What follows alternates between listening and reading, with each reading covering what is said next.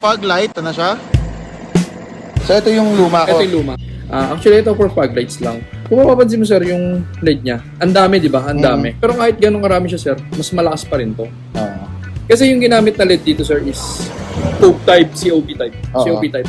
Yun yung ginagamit sa mga pang dome lights, indoor. Kumbaga, old technology na siya. Unlike nito, sir, CSP chip na siya. US bridge lux. CSP chip siya. Ito na yung kadalasan ginagamit sa mga LED lights ngayon. Kasi, mapansin mo, dalawa lang yung chip niya.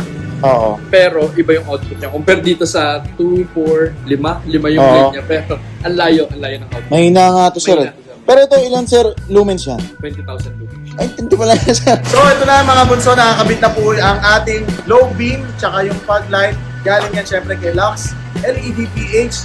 Sobrang liwanag po niyan dahil 20,000 lumens po yan. Syempre, sobrang affordable at syempre reliable din, napakaganda.